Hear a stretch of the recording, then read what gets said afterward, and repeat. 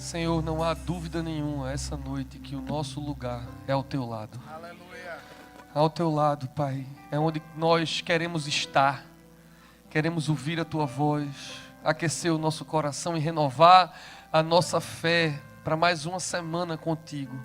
Vem nos abençoar, nos transformar, nos edificar com a tua palavra. Assim oramos em nome de Jesus. Amém e amém. Poder sentar, meus irmãos. Essa semana, para muitos de nós aqui da igreja, foi uma semana com muitos sofrimentos. A Bíblia diz que há tempo para tudo debaixo do sol, e para muitos de nós foi tempo de chorar. E Deus já sabia disso, a gente já tinha pensado nesse sermão, quando tantas coisas aconteceram essa semana, com tantas pessoas que a gente ama e com quem a gente convive. E esse trecho das bem-aventuranças vem a calhar. Bem-aventurados os que choram. É sensacional o Sermão da Montanha. Esse texto é o comecinho do Sermão da Montanha. Eu, há poucos dias atrás, estive lá no Mar da Galileia, numa montanha, onde Jesus pregou esse sermão.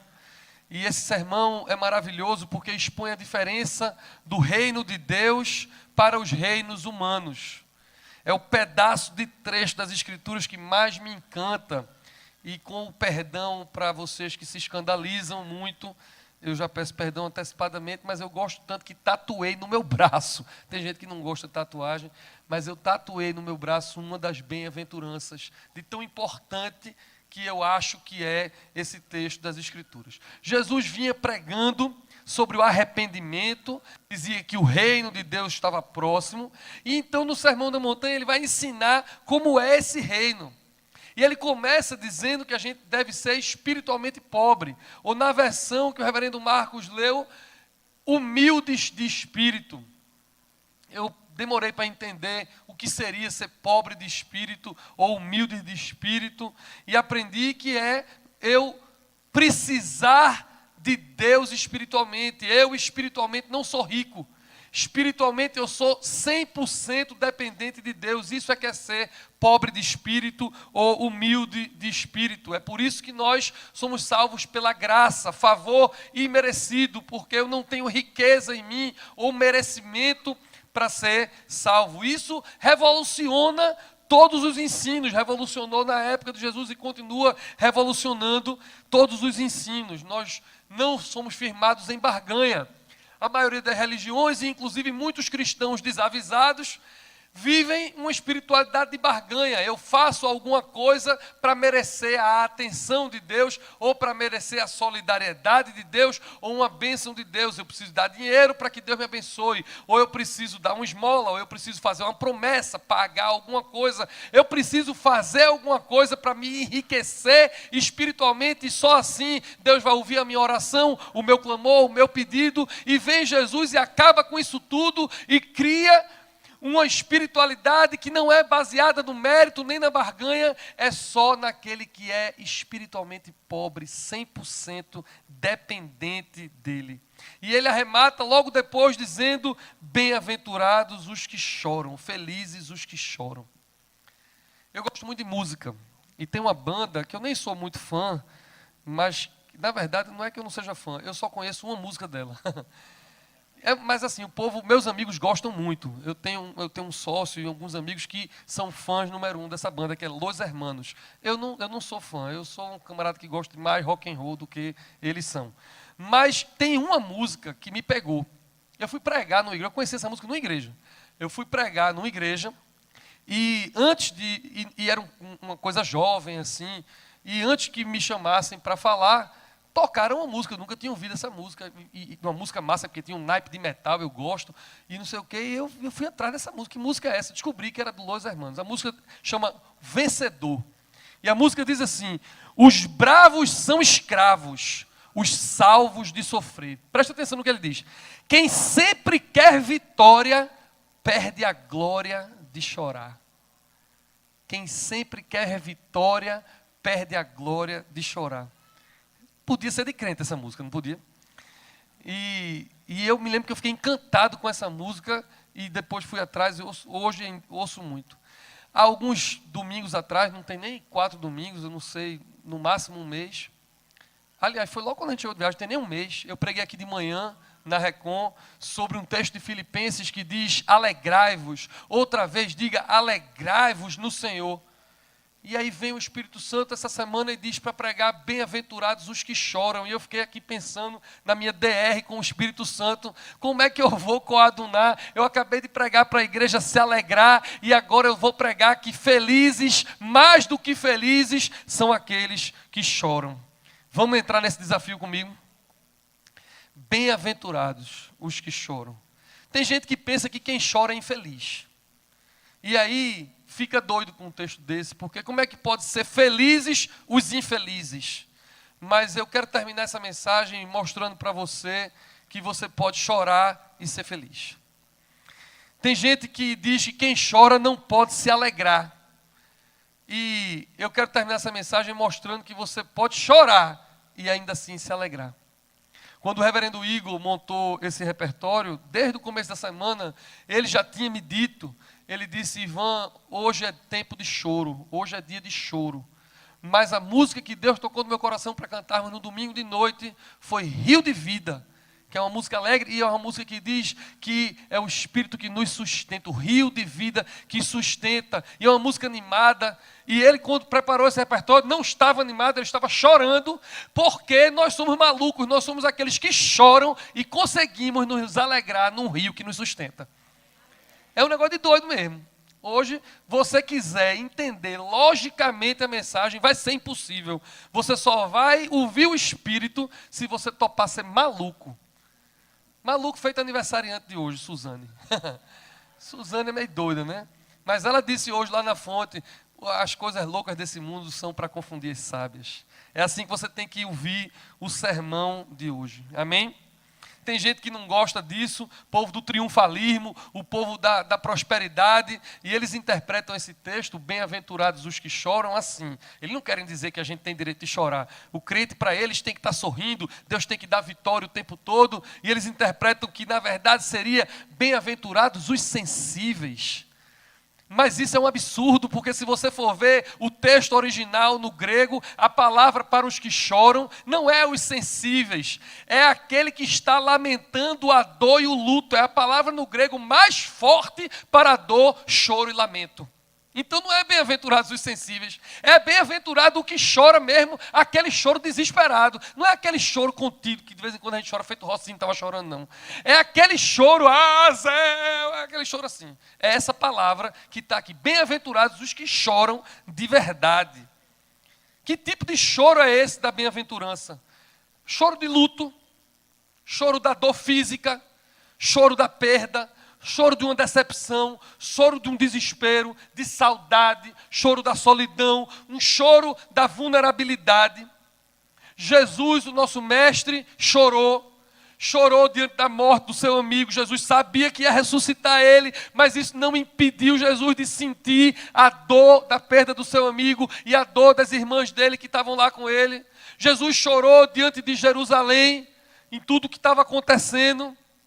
Então, dá para chorar e ser feliz, dá para chorar e se alegrar no Senhor. Do que é que eu não estou falando hoje? Eu não estou falando daquele choro da consequência do pecado, como Caim. Caim chorou da consequência do pecado. Não estou falando disso. Porque as pessoas às vezes procuram a igreja, um pastor, um discipulador, e vêm com um choro, querendo uma empatia, querendo se sentir um bem-aventurado que chora, mas na verdade a pessoa não está chorando arrependida. Por exemplo, eu vi um camarada que veio para mim chorando porque tinha traído a sua esposa e foi descoberto. E eu estou trabalhado numa paciência que eu não tenho, foi o Espírito Santo que me deu. Então eu fui lá pronto para orar com ele, andar uma milha com ele, até que a minha paciência foi embora em um segundo. O Espírito Santo foi passear, porque eu descobri que ele não estava chorando porque tinha pecado, porque tinha causado um mal à sua esposa. Ele não estava chorando de arrependimento, ele estava chorando de raiva porque foi pego. Você está rindo, mas eu estou falando sério. Ele estava chorando um remorso, ele estava chorando a dor da separação, do filho, da mulher que ele não queria, mas ele não estava arrependido. Não é esse choro da bem-aventurança, não é o choro da raiva como Esaú teve que chorar porque vendeu a primogenitura para o irmão dele Jacó. Não é um choro por uma burrice que a gente comete. A bem-aventurança é um choro espiritual. Bem-aventurados aqueles que choram espiritualmente. É o choro do humilde de espírito. É por isso que Jesus começou com bem-aventurado o humilde de espírito e depois emendou com bem-aventurados os que choram. O choro da bem-aventurança, o choro dos que são felizes e que se alegram e que também choram, é o choro da dependência de Deus. É aquele choro de alguém que está chorando porque não consegue se resolver sozinho. Mesmo que não tivesse sido pego, ou mesmo que não tivesse feito o que fez, eu não conseguiria mudar a minha sorte sozinho. Então eu choro de dependência de Deus. Uma das cenas mais lindas do Evangelho e mais emocionantes, à exceção da paixão de Cristo, é uma cena que está registrada nos Evangelhos, em Lucas 7 ela também está, de uma mulher que antes de Jesus morrer, quebra um vaso, e a gente canta essa música aqui, eu quebro o meu vaso, com base nessa história.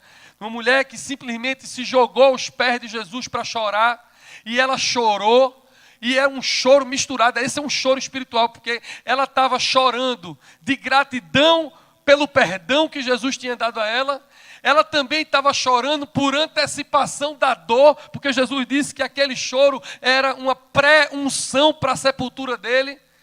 Mas era um choro espiritual. Jesus disse que aquele choro ia ser lembrado para o resto da vida, porque era um choro de adoração. Um choro de quando a gente se rende em gratidão, ou mesmo em dor, mas adora ao Senhor, porque nós adoramos independente das circunstâncias. Meus irmãos, ouça o que eu estou lhe dizendo, o arrogante não chora, o arrogante se garante. Quem chora é o humilde. Frieza, apatia e indiferença são características de quem já corrompeu a natureza humana. São desumanos. Esses são infelizes. Quem chora não é infeliz. Infeliz é quem perdeu a capacidade de chorar. Quem é humano sente na pele a dor, a sua ou a do outro, lamentam, ficam indignados diante da crueldade ou da injustiça. Os que choram são felizes porque conseguem preservar a natureza, a sua vocação de ser gente. E eu hoje estou me lembrando do meu mentor e também de uma grande amiga que está aqui, peregrina, Carlinhos Queiroz.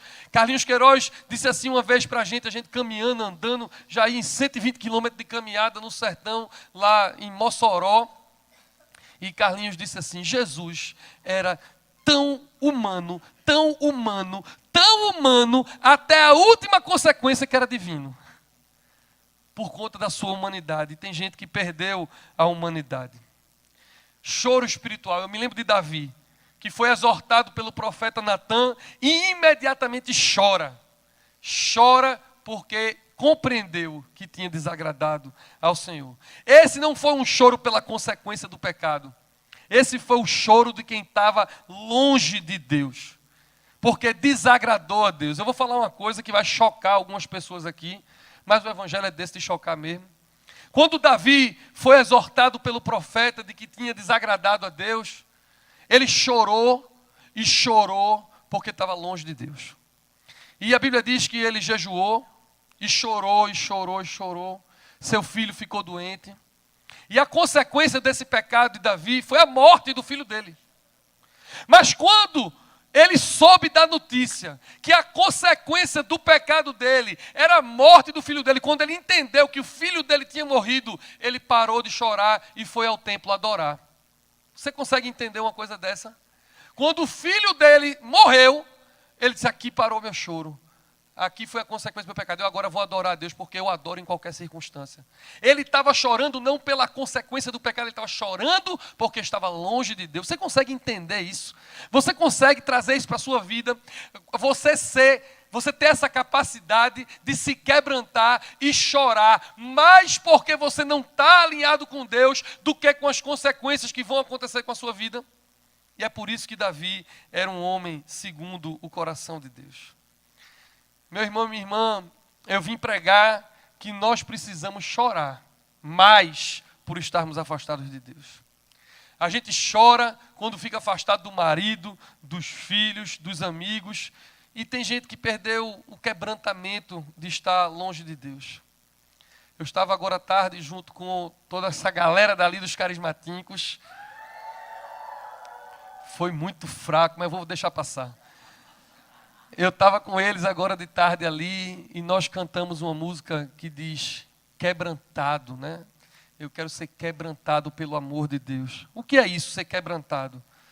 É quando a gente quebra essa capa de orgulho, de arrogância, de espiritualmente rico e se quebra diante de Deus como um vaso que precisa ser refeito. E eu não sou diferente de vocês, pecador, e eu oro com frequência para que Deus me quebrante, porque eu sou soberbo, e como eu estou nesse negócio de igreja desde criança, muitas vezes eu acho que eu sei fazer com a minha força, com a força do meu braço.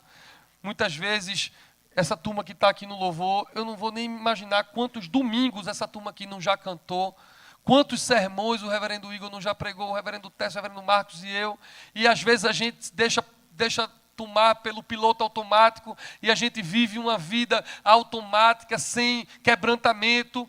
Aqui tem hora que eu digo, não pode ser assim, fico brigando comigo mesmo, para poder eu estar quebrantado, algo que eu não consigo fazer por mim mesmo, eu tenho que orar a Deus que precisa quebrantar o meu coração, às vezes essa segurança, porque a gente sabe fazer cursilho. Brena, tem quantos cursilhos? O próximo é que número?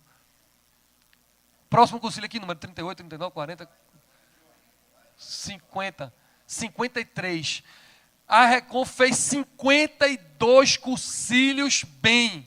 Então o normal é a gente montar na nossa experiência e ir não quebrantado, porque a gente sabe fazer. Sabe fazer, é bom, Deus sempre vem. Então, você na sua vida, eu não conheço você, mas às vezes você vai para a vida desse jeito, na força do seu braço, confiando nos seus carros, nos seus cavalos, mas aqui você entrou nesse lugar hoje para ouvir que você precisa de Deus. Você precisa confiar em Deus mais do que na força do seu braço. E você precisa talvez orar para que Deus quebrante o seu coração. Para que você, o que você estiver fazendo, seja na igreja, seja no trabalho, seja na sua família, você faça na dependência de Deus, sendo espiritualmente pobre e sendo bem-aventurado quando chora. Um choro que vem com um sinal de humildade mesmo, de dependência mesmo, de quem reconhece as suas limitações. Se dependesse de mim, essa igreja não ia para canto nenhum. Se dependesse de Elísio, de Nai, do secretariado, os concílios não seriam bons, nada ia acontecer. Tudo o que acontece de bom é porque Deus é misericordioso e faz. E é muito bom você hoje, mesmo você que está bem, que está feliz, que está em cima da carne seca, é muito bom você se converter e orar e quebrantar seu coração, para que você veja que não é você, tudo que você tem, que construiu e que acha que fez, foi Deus que lhe deu de graça. E esse meu mentor, Carlinhos Queiroz, ele vai vir aqui esse ano. Já combinei com ele, estou vendo só a data, ele vai vir aqui dar uma aula no SEB, vai pregar aqui com a gente. E ele escreveu uma vez que o choro fertiliza o terreno da alma para receber o Consolador. Veja que lindo. O choro fertiliza o terreno da alma para receber o Consolador. Jesus disse que enviaria o Espírito Santo, o Consolador. Quem precisa do Consolador é quem chora. Se você não chora, você não precisa do Espírito Santo. E eu estou aqui me antecipando, porque domingo que vem é domingo de Pentecostes. Domingo que vem a igreja estará paramentada de vermelho. E eu não estarei aqui, nós estaremos no seminário de vida no Espírito Santo, mas os pastores vão estar com estola vermelha. Certamente o sermão será sobre o Espírito Santo, que é o Consolador e que vem para aqueles que choram. E se você quer ter o Espírito Santo em você, é bom você quebrantar o seu coração e começar a chorar. O pastor Ed René Kivitz, da Igreja Batista de Água Branca, uma vez pregando há muitos anos atrás, ele disse assim: existem duas pessoas que ouvem a voz de Deus. Duas pessoas que ouvem a voz de Deus. Aquelas que estão cheias do Espírito Santo e aquelas que sofrem. E ele arremata dizendo assim: e eu desconfio que aquelas que estão cheias do Espírito Santo estão porque sofrem. Tão forte isso. Quem sempre quer vitória, perde a glória de chorar. Kleber Lucas fez uma música que a gente vive cantando aqui. Mesmo quando eu chorar, as minhas lágrimas serão para regar a minha fé. Eu queria tanto que nós recebêssemos do Senhor Jesus e do Espírito Santo hoje uma unção de quebrantamento aqui. Que tal se você orar agora com a mão no seu peito e disser assim: Senhor, quebranta-me. Nós cantamos isso aqui agora: toca-me, unge-me. Que tal se você orar e disser assim: Deus, não é na minha força, eu preciso do Senhor. Eu preciso ser mais humano. A bem-aventurança termina assim: bem-aventurados os que choram, porque serão consolados. Essa é a promessa da bem-aventurança. Jesus diz: chore agora, seja humano, seja real, seja de verdade, e eu garanto a vocês vida eterna e consolo agora. Eu vou terminar essa mensagem citando um padre muito conhecido, Henry Nouwen. Henry Nouwen, ele disse uma frase que mudou a minha vida. Ele disse: nós não fomos chamados para sermos bem-sucedidos. Nós fomos chamados para sermos frutíferos. Você não foi chamado para ser bem-sucedido, embora você possa ser. Você foi chamado para ser frutífero. E você é frutífero quando você regar o solo da sua vida com as lágrimas da bem-aventurança. Sabe por quê? Porque foi Jesus que disse no Evangelho de João, capítulo 12, versículo 24. Se o grão de trigo caiu na terra e não morrer, fica só. Mas se morrer, produz muito fruto. Para que eu e você possamos produzir frutos, para que eu e você possamos crescer espiritualmente, para que eu e você possamos exercitar tudo que Deus tem para nós, a gente precisa chorar e a gente precisa morrer. 3 aplicações. Primeira, se você está sofrendo como os pais de uma linda menina que faleceu quarta-feira, se você está sofrendo como uma mãe que perdeu uma causa na justiça, que os próprios filhos colocaram contra ela, se você está sofrendo porque recebeu um diagnóstico ruim essa semana, se você está sofrendo porque tem medo da falta de sustento, você pode chorar e vai, por incrível que pareça, se impressionar que com o choro vai vir uma alegria. Com o choro. Segunda aplicação: Cristo sofreu tudo, chorou tudo, e Ele está comigo e com você. Ele venceu e nós venceremos.